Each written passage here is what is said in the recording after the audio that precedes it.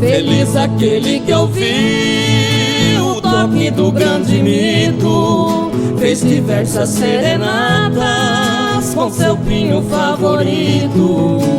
Quanta saudade sentimos de quem foi pro infinito, certamente está com Deus, pois era um homem bendito. Das cordas do seu violão se ouvia um som bonito.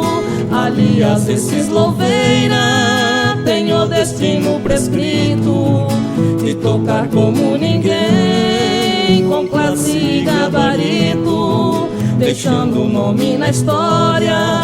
É o caso de Dom Lepito. Nossa lembrança conserva ainda o Dom Lepito e o seu violão, tocando alegre nas noites lindas, numa varanda ou num galpão.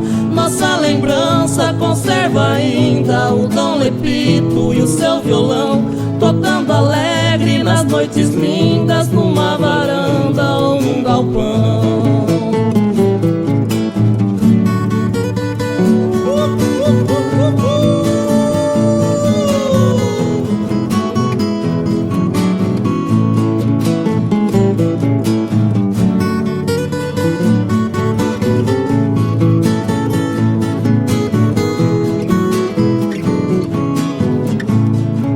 Autor de muitas canções, mostrou que era perito, arrancava dos ouvintes muito aplauso e muito grito.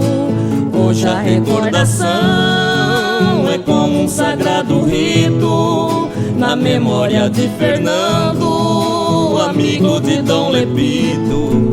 A Deus que está no céu eu louvo e acredito, pedindo a proteção ao carente e ao aflito, pra não nos deixar faltar. Eu peço e também repito, pra sempre eternizar o estilo de Dom Lepito. Nossa lembrança conserva ainda o Dom Lepito e o seu violão, tocando alegre nas noites lindas, numa varanda ou num galpão.